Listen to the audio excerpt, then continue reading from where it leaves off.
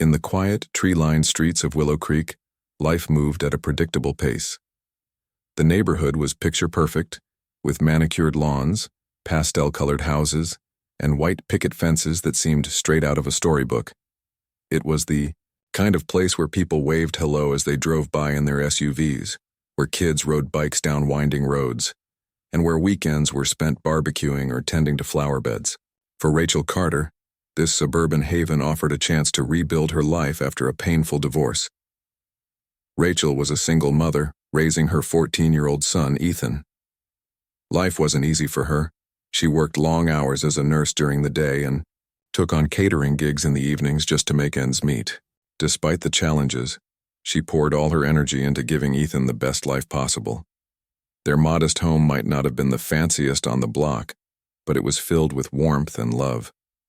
Ethan was a bright kid, though shy and introverted, often retreating to his room to play video games or read books. He didn't have many friends in the neighborhood, which worried Rachel sometimes, but he seemed content enough. The neighbors in Willow Creek kept mostly to themselves. Some were friendly, offering quick smiles or small talk when they passed Rachel on her way to work. Others barely acknowledged her existence.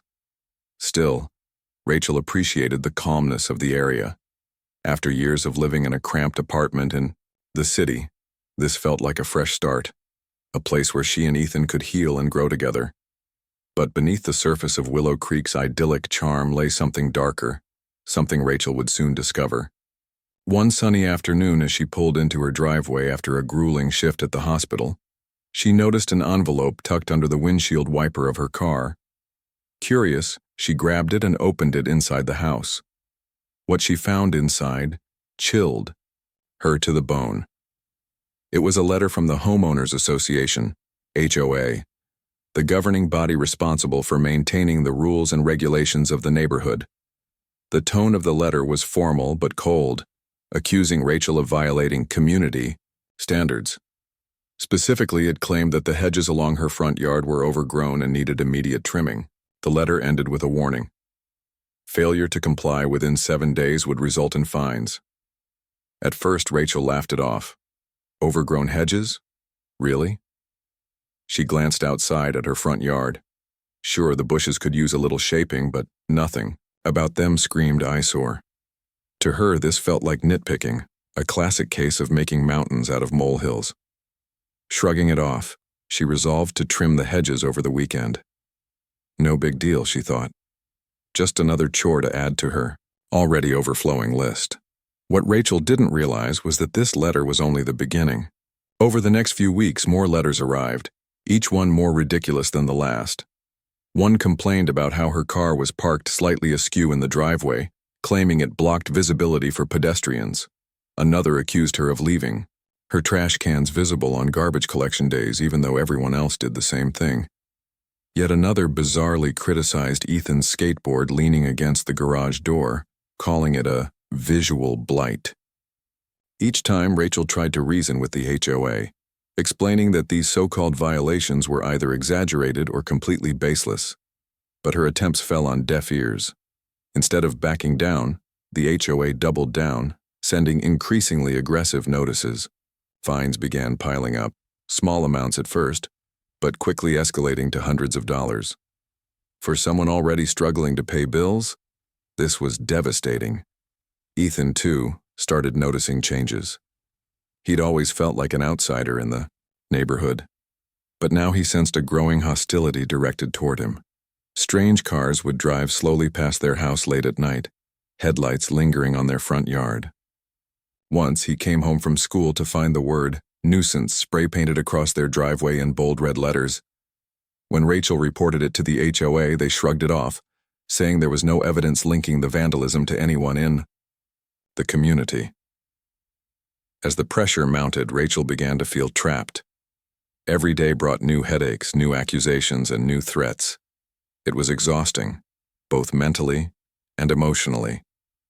And yet, despite the mounting frustration, she refused to give in. This was her home, her sanctuary. She had worked too hard to build a life here, and she wasn't going to let some petty bureaucracy push her around. Little did Rachel know, however, that the worst was yet to come. The HOA wasn't done with her, or with Ethan. What started as minor complaints was about to spiral into a full-blown campaign of harassment, testing Rachel's strength and resolve in ways she never imagined. But if there was one thing Rachel knew for sure, it was this: she would do whatever it took to protect her family no matter what. And so, the stage was set for a battle unlike any other, a battle between a determined single mother and a powerful organization bent on breaking her spirit. In the process, Rachel would uncover secrets, rally allies, and fight back with everything she had. Because in Willow Creek, appearances mattered, but justice mattered more. As the days turned into weeks, Rachel found herself caught in a whirlwind of frustration and disbelief. The letters from the HOA kept coming, each one more absurd than the last. At first, it was just about the hedges, trim them or face fines. Then came complaints about her car being parked slightly crooked in the driveway, even though she always made sure to pull it straight before heading inside. Next, they accused her of leaving her trash cans out for too long after garbage day. But here's the thing. So did everyone else on the block. Trash cans lined the curbs every Tuesday morning, yet somehow Rachel's were singled out as a violation. Ethan noticed the change in his mom. She used to hum while cooking dinner or laugh at silly TV shows late at night. Now, she spent hours sitting at the kitchen table, poring over official-looking documents and typing angry emails. He could see the stress etched on her face, the way her shoulders tensed whenever the mailman walked up their driveway. It wasn't just the HOA anymore. It felt like the entire neighborhood had turned against them. One evening, Ethan came home from school to find his mom pacing back and forth in the living room, clutching another envelope from the HOA. This time, the complaint was about his skateboard. Apparently, leaning it against the garage door constituted a visual blight that detracted from the aesthetic appeal of the community. Ethan stared at the letter, his cheeks burning with embarrassment and anger. His skateboard wasn't some ugly piece of junk. It was his prized possession, a gift from his dad before the divorce. How dare they call it a blight? Why are they doing this? Ethan asked, his voice trembling. Rachel sighed, running a hand through her hair. I don't know, sweetie, she admitted, but I'm not going to let them win. Despite her determination, the situation only grew worse. One Saturday morning, Rachel woke up early to tackle the yard work she'd been putting off.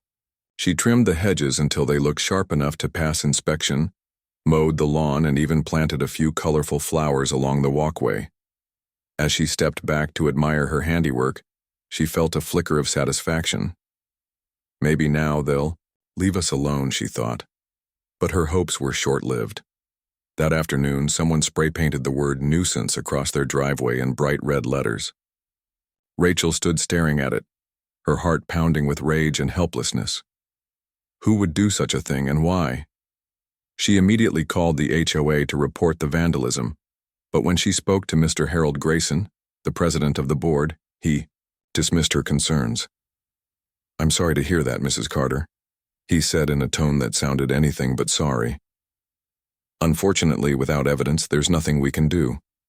Perhaps you should consider hiring private security if you're concerned about your property. Private security? Rachel almost laughed at the absurdity of it. She couldn't afford private security. Barely scraping by month to month was hard enough. Still, she filed a police report, hoping for some kind of resolution. The officer who responded seemed sympathetic but warned her that without witnesses or surveillance footage, it would be nearly impossible to catch whoever was responsible. The harassment didn't stop there. Late at night, strange cars began driving slowly past their house, headlights lingering on their front yard. Sometimes Rachel swore she heard footsteps outside her window, though when she peeked out, no one was there. Ethan started having trouble sleeping, convinced someone was watching them. He begged his mom to install cameras, but they couldn't afford it. Instead, Rachel bought motion-activated floodlights and placed them strategically around the yard. It helped a little, but the feeling of unease lingered. Things took a darker turn when Ethan became the target of online bullying. One evening, as he scrolled through social media, he stumbled upon photos of himself circulating with cruel captions like "Problem Child of Willow Creek."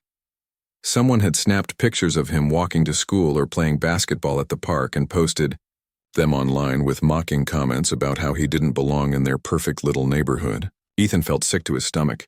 He wanted to delete his accounts, to hide away from the world, but Rachel encouraged him to stand tall. "They're trying to scare us," she told him firmly. "But we're stronger than that. We're not going anywhere." Behind the scenes, Rachel was working tirelessly to fight back. She hired a lawyer, a young woman named Lisa, who specialized in housing disputes, and started documenting every interaction with the HOA. Every letter, every phone call, every email went into a folder labeled evidence. She also reached out to other neighbors, hoping to find allies, but most people avoided her. Some whispered apologies behind closed doors, saying they were afraid to speak out. Others simply ignored her altogether. It wasn't until Rachel attended her first HOA meeting that she truly understood the depth of animosity directed toward her family. The meetings were held in the community center, a bland beige building with fluorescent lighting and rows of folding chairs. When Rachel arrived, she was met with icy stares from the other attendees. No one offered her a seat, so she sat near the back, clutching her notebook tightly. Mr. Grayson presided over the meeting with an air of smug superiority. He wore an expensive suit and spoke in clipped, authoritative tones. As he rattled off updates about landscaping rules and noise ordinances, Rachel raised her hand cautiously. "Yes," Grayson said, glancing at her with thinly veiled annoyance. "I'd like to address the recent complaints against my property," Rachel began, her voice steady despite the knot in her stomach. "Many of these accusations seem exaggerated or outright false. I've complied with all reasonable requests, yet the fines keep piling up. Can you explain why my family is being singled out?" The room fell silent.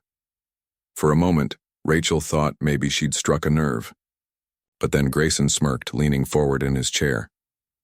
"Mrs. Carter," he said smoothly, "the HOA exists to maintain the integrity of our community.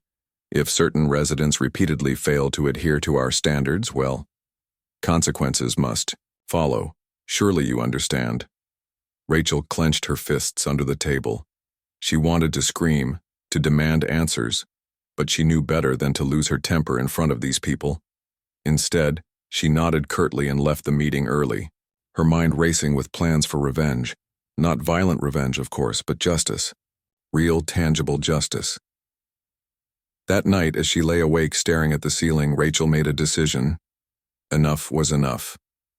She wouldn't let the HOA destroy her family.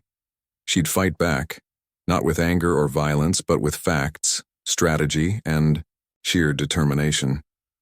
Little did she know her battle was just beginning, and in the process she would uncover secrets that would shake Willow Creek to its core. Rachel's resolve hardened like steel as she sat at her kitchen table one evening, surrounded by stacks of papers, legal documents, and printouts of emails. The fluorescent light above cast a harsh glow on the chaos spread out before her, but she didn't mind. Her focus was razor sharp. This wasn't just about hedges or skateboards anymore. It was personal now. The HOA had crossed a line, targeting not only her, but also Ethan, and Rachel wasn't going to let them get away with it. Her first step was organization. She created folders for every piece of correspondence she'd received from the HOA, letters, emails, even screenshots of text messages. Each complaint was cataloged meticulously, along with dates, times, and notes about how she'd responded. It was tedious work, but Rachel knew that if she wanted to fight back effectively, she needed proof.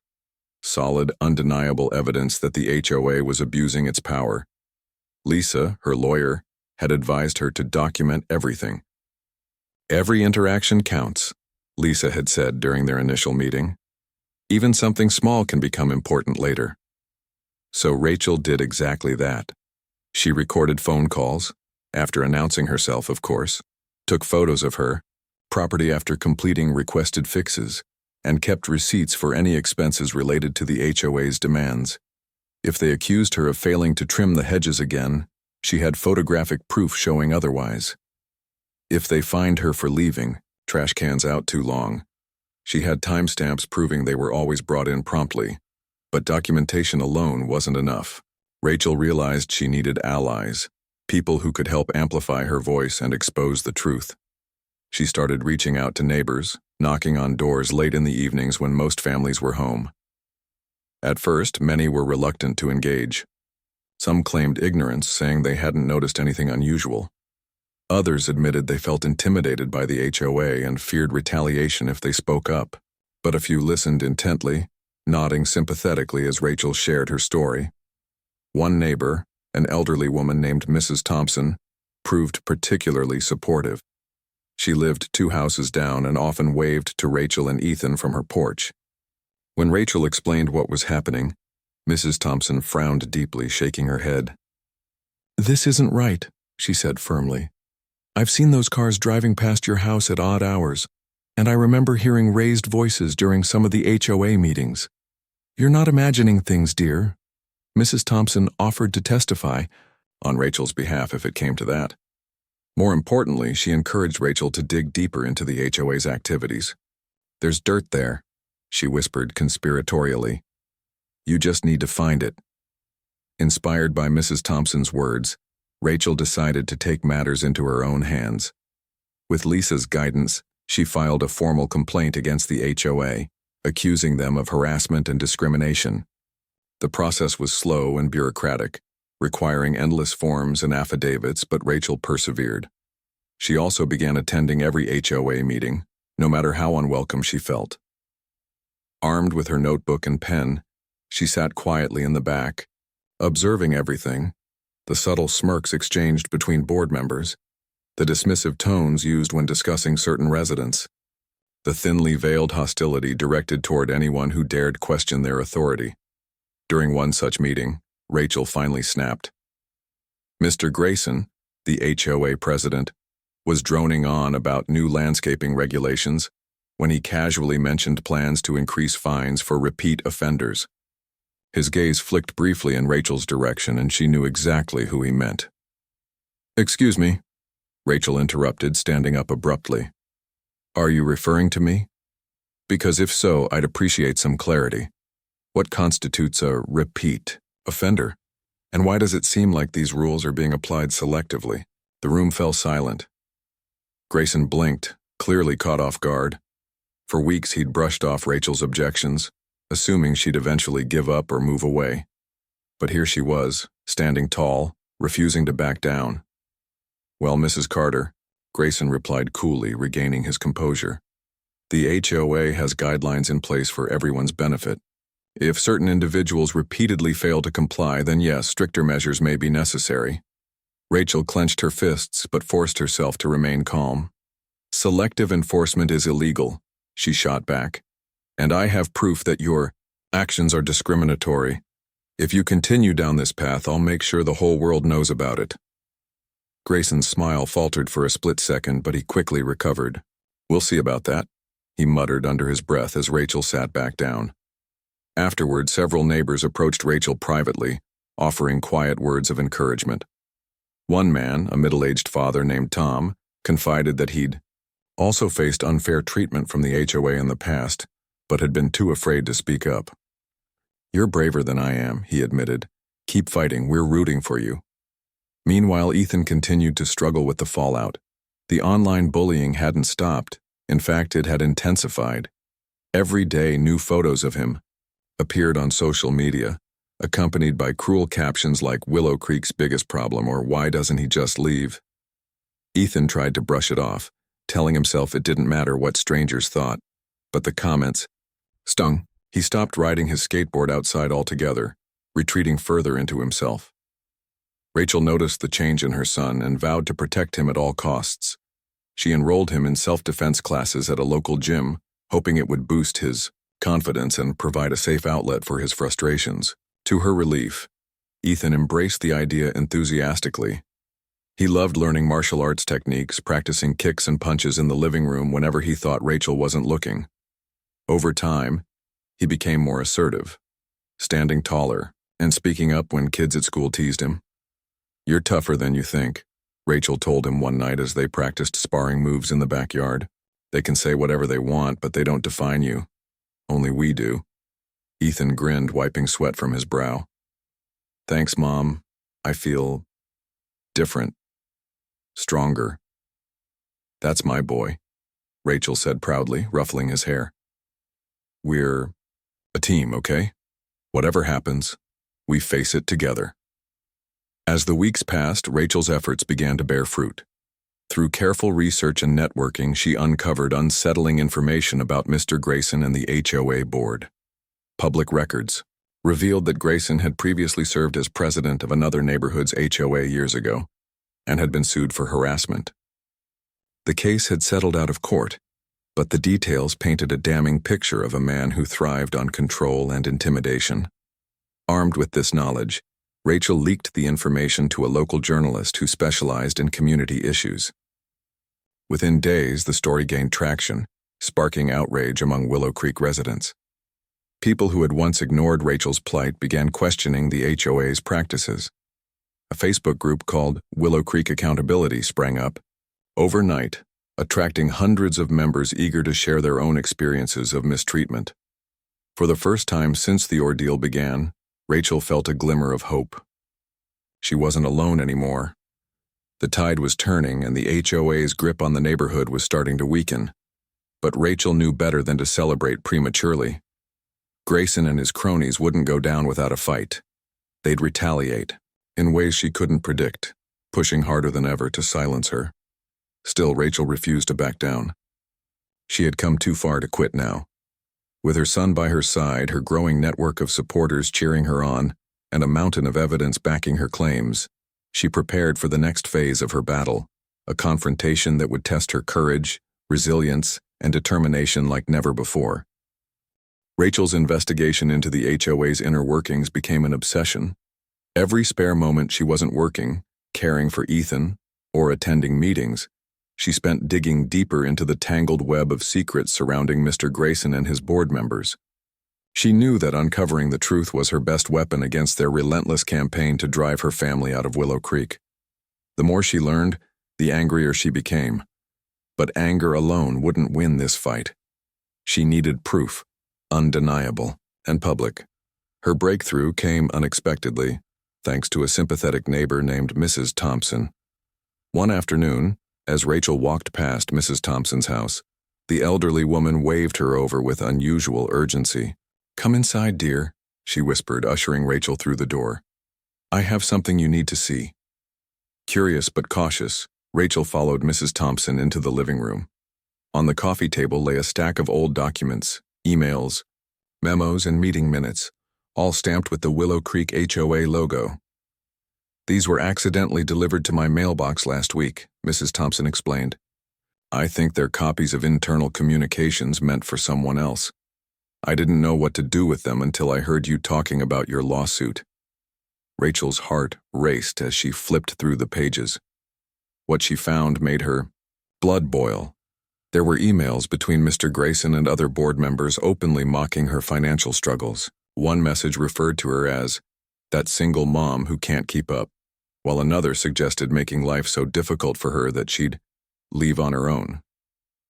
Worse still, there were discussions about targeting Ethan specifically, labeling him as a troublemaker despite having no evidence to support such claims.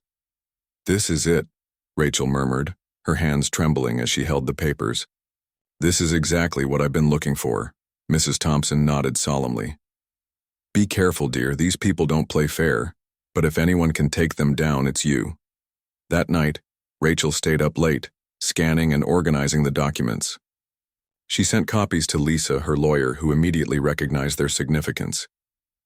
"This is gold," Lisa said during their phone call. "It proves malicious intent. With this kind of evidence, we can file for punitive damages and possibly even dissolve the HOA entirely." Buoyed by the discovery, Rachel decided to escalate her efforts. She reached out to the journalist covering her story, sharing the leaked documents under the condition of anonymity for Mrs. Thompson. Within days, the exposé hit local news outlets complete with screenshots of the incriminating emails. The headline read, "Willow Creek HOA accused of harassment and discrimination against single mother and teenage son." The reaction was swift and explosive. Residents who had previously dismissed Rachel's complaints began voicing their outrage. Many admitted they'd suspected foul play but lacked the courage to speak up. Social media buzzed with hashtags like #Justice for Rachel and Ethan and HOA accountability, drawing attention from neighboring communities and even national advocacy groups. Protesters gathered outside the HOA office holding signs that read, "Stop bullying families," and "Fair housing for all." Despite the growing backlash, the HOA dug in its heels. At the next monthly meeting, Mr. Grayson appeared visibly rattled but defiant. He denied all allegations, accusing Rachel of fabricating evidence to smear the organization's reputation. "Let me remind everyone," he said, his voice strained, "that the HOA exists to protect property values and maintain community standards. We cannot allow baseless accusations to undermine our mission." Rachel stood up, clutching a folder filled with printed copies of the leaked emails. "Baseless?" she shot back, stepping forward so everyone could see her face. "You want to talk about baseless? How about the fines you've imposed for non-existent violations? Or the vandalism aimed at intimidating me and my son? Or these emails?" She held them aloft. "Where you and your cronies plotted to drive us out?" The room erupted into chaos. Some residents applauded Rachel's bravery, while others shouted insults at Grayson. Security guards rushed in to restore order, but the damage was done. The facade of respectability the HOA had carefully maintained for years was crumbling before everyone's eyes. Outside the meeting hall, Rachel was approached by a young man wearing a hoodie and baseball cap pulled low over his face. "Ms. Carter?" he asked hesitantly. When she nodded, he handed her a USB drive. "I work part-time for the HOA managing their website," he explained. "I saw what's happening online and thought you should know. There's more where those emails came from."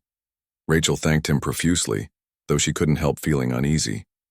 Who was this stranger, and why was he risking his job to help her? Still, she didn't hesitate to plug the USB drive into her laptop when she got home. What she found shocked her even further: surveillance footage showing several HOA members vandalizing her property late at night. In one clip, Grayson himself could be seen spray painting "nuisance" on her driveway. Another showed a group of men dumping dead fish onto her lawn. Armed with this new evidence, Rachel filed an amended lawsuit, adding charges of harassment, defamation, and emotional distress. The court quickly issued restraining orders against Grayson and other key perpetrators, barring them from contacting Rachel or coming within 500 feet of her property. Meanwhile, the scandal continued to dominate local headlines, painting Grayson and his associates as villains in a real-life drama.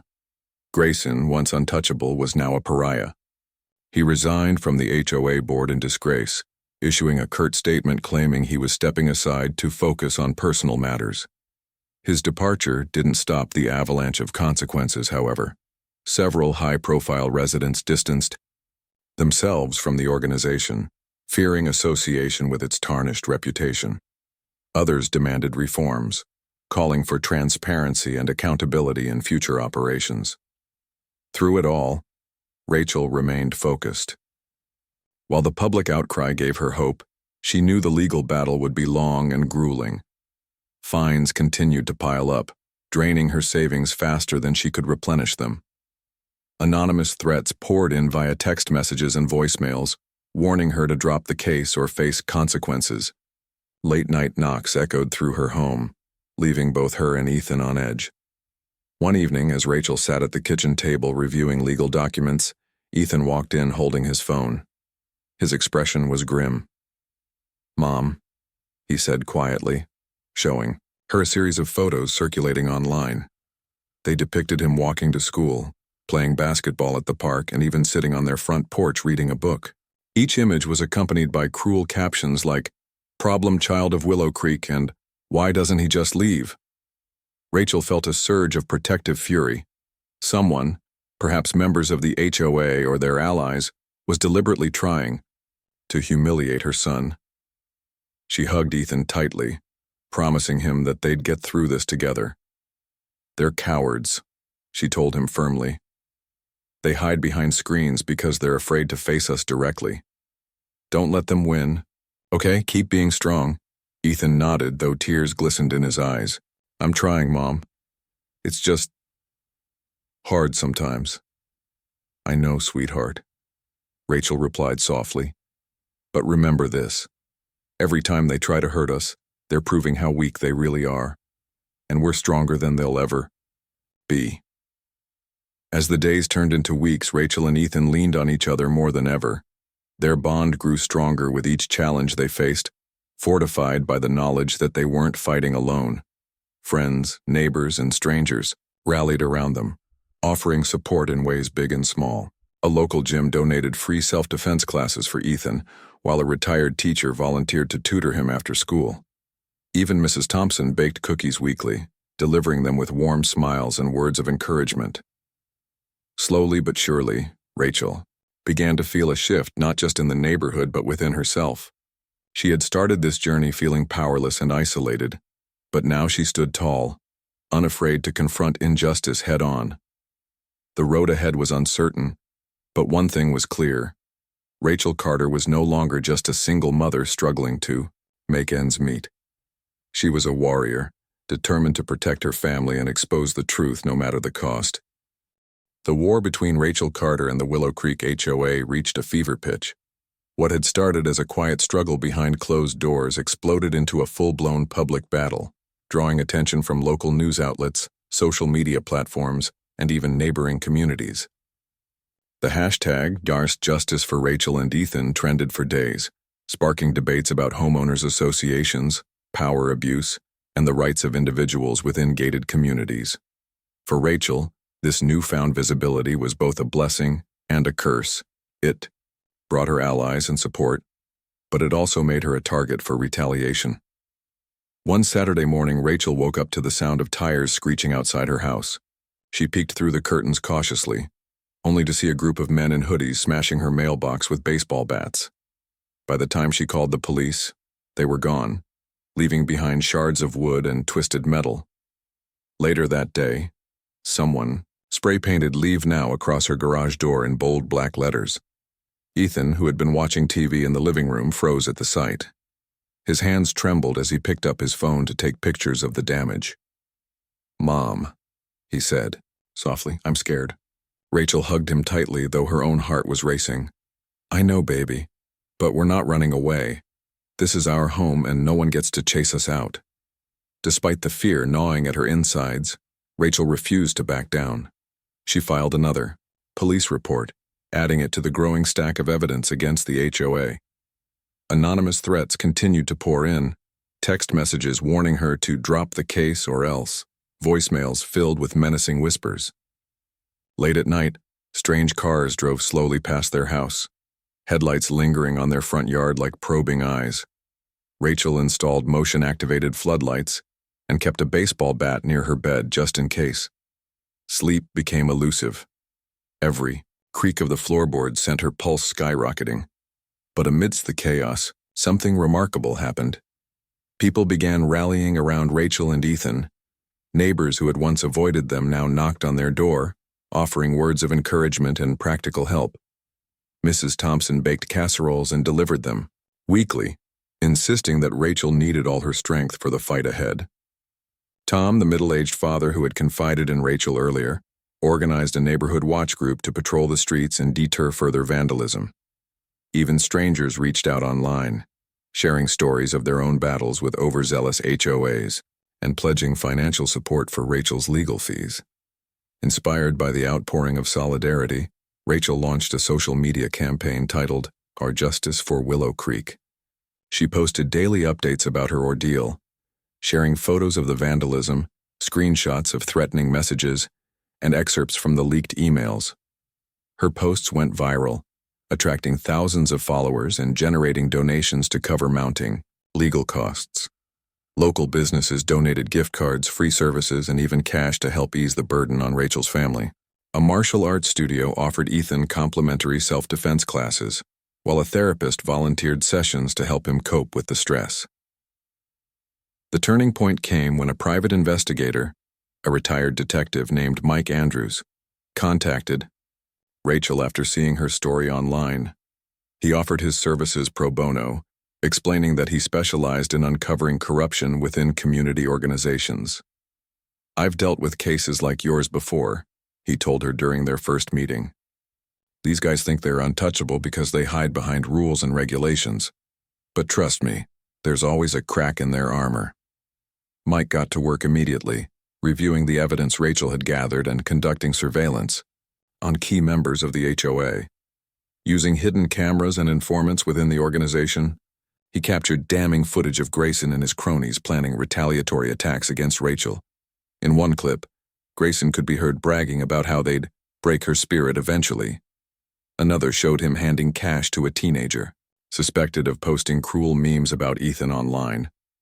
Armed with this new evidence, Rachel and Lisa prepared to deliver the final blow. They scheduled a press conference outside the HOA office, inviting reporters, activists, and concerned citizens to witness what they described as a reckoning long overdue. On the day of the event, hundreds of people gathered, holding signs that read, "Stop bullying families," and "Transparency now." Rachel stood at the podium, flanked by Ethan, Lisa, and Mike. Her voice trembled slightly as she began speaking, but her resolve never wavered. "For months, my son and I have endured harassment, intimidation, and outright cruelty at the hands of those entrusted to protect our community," she said. Her gaze steady despite the cameras flashing around her. "They've vandalized our property, spread lies about us, and tried to drive us out of our home, all because we dared to stand up to their abuse of power. But today, we say enough is enough." She held up a folder containing the latest evidence: surveillance footage, financial records showing improper use of HOA funds, and sworn statements from former employees detailing unethical practices. "This isn't just about me or my family," she continued. "It's about holding powerful institutions accountable and ensuring that no one else has to suffer like we have." The crowd erupted into applause, chanting her name as tears streamed down her face. Reporters bombarded her with questions, but Rachel remained composed, answering each one with clarity and conviction. When asked how she managed to stay strong, throughout the ordeal she smiled faintly and gestured toward Ethan. "My son is my reason," she said simply. "He deserves a safe place to grow up, and I'll do whatever it takes to give him that." The fallout from the press conference was immediate and devastating for the HOA. Sponsors pulled funding, board members resigned en masse, and lawsuits poured in from other residents alleging similar mistreatment. Grayson, once untouchable, found himself ostracized and vilified. His attempts to defend himself fell flat, undermined by the mountain of evidence stacked against him. Within days, he disappeared from public view altogether, reportedly fleeing the state to avoid further scrutiny. Back at home, Rachel and Ethan finally experienced a moment of peace. The late-night knocks stopped, the anonymous threat ceased, and the vandalism ended. For the first time in months, they could walk outside without feeling like targets. Ethan resumed riding his skateboard in the driveway, practicing tricks he'd learned in self-defense class. Rachel spent evenings tending to her garden, planting flowers that symbolized resilience and hope. Yet even as life began returning to normal, Rachel knew the fight wasn't over. While the HOA had crumbled under the weight of its own corruption, systemic issues remained. Across the country, countless families faced similar struggles, trapped in neighborhoods governed by unchecked authority. Determined to make a difference, Rachel partnered with advocacy groups to push for reforms, speaking at conferences and testifying before legislative committees. Her story inspired lawmakers to draft stricter regulations governing HOAs, ensuring greater transparency and accountability. Through it all, Rachel and Ethan grew closer than ever. Their bond, forged in the fires of adversity, became unbreakable. They celebrated small victories together, like winning a local gardening contest or acing a school project, and leaned on each other during tougher times. Rachel often reminded Ethan of the lessons they'd learned along the way: courage, perseverance, and the importance of standing up for what's right. "You know," Rachel said one evening as they sat on the porch watching the sunset, "this whole thing has been awful, but it's also taught us how strong we are. We can handle anything life throws at us as long as we stick together."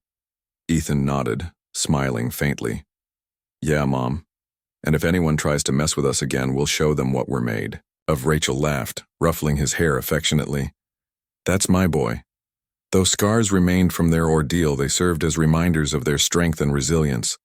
Rachel and Ethan weren't just survivors. They were warriors, determined to build a brighter future not just for themselves, but for others facing similar challenges. And as they looked ahead, they did so with hope, knowing that justice, however delayed, was worth fighting for.